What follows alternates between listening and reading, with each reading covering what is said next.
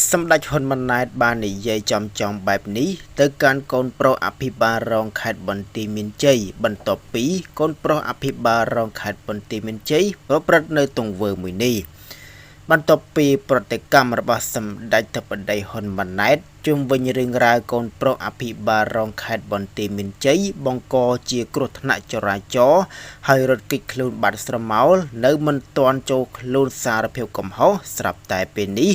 ជនបង្កបានយល់ព្រមចេញមកសារភាពទទួលកំហុសគ្រប់យ៉ាងថាគេពិតជាបានបង្កគ្រោះថ្នាក់ប្រកបមែនហើយគេតែម្នាក់ប៉ុណ្ណោះដែលបានបើកបរយន្តមិនមានអ្នកផ្សេងនោះទេបាទ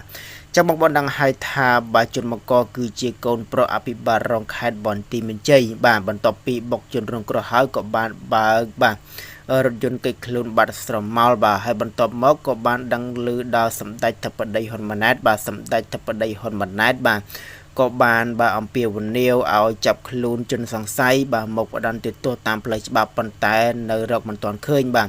ហើយក្រោយពីបាទសម្ដីរបស់សម្ដេចបតីហ៊ុនម៉ាណែតផ្សាយចេញទៅក៏បាទជនបាទសង្ស័យបាទឪពុកជនសង្ស័យទៅមកហើយជនសង្ស័យឲ្យមកចូលសារភាពព្រោះអីខ្លាចសម្ដេចបតីហ៊ុនម៉ាណែតនឹងមកដាក់ទោសធ្ងន់ធ្ងរទៅលើកូនប្រុសរបស់គាត់បាទហើយនៅពេលនេះដែរបាទជនសង្ស័យក៏បានចូលខ្លួនមកសារភាពទទួលកំហុសខុសឆ្គងឲ្យបងប្អូនអរគុណបាទសម្ដេចហ៊ុនម៉ាណែតបាននិយាយចំបែបនេះទៅកាន់កូនប្រុសអភិបាលរងខេត្តបន្ទាយមានជ័យបន្ទាប់ពីកូនប្រុសអភិបាលរងខេត្តបន្ទាយមានជ័យប្រព្រឹត្តនៅទង្វើមួយនេះបន្ទាប់ពីប្រតិកម្មរបស់សម្ដេចបតីហ៊ុនម៉ាណែតជុំវិញរឿងរ៉ាវកូនប្រុសអភិបាលរងខេត្តបន្ទាយមានជ័យបង្កជាគ្រោះថ្នាក់ចរាចរណ៍ហើយរត់គេចខ្លួនបាត់ស្រមោលនៅមិនទាន់ចូលខ្លួនសារភាពកំហុសស្រាប់តែពេលនេះ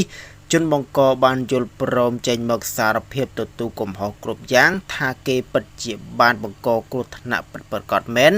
ហើយគេតែម្នាក់ប៉ុណ្ណោះដែលបានបើកបរយន្តមិនមានអ្នកផ្សេងនោះទេបាទចាំមកបណ្ដឹងឲ្យថាបាទជនបង្កគឺជាកូនប្រុសអភិបាលរងខេត្តបន្ទាយមានជ័យបាទបន្ទាប់ពីបុកជនរងគ្រោះហើយក៏បានបើកបាទ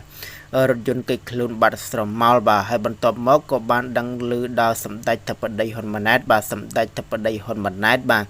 ក៏បានបាទអំពាវនាវឲ្យចាប់ខ្លួនជនសង្ស័យបាទមកផ្ដន្ទាទោសតាមផ្លូវច្បាប់ប៉ុន្តែនៅរកមិនទាន់ឃើញបាទ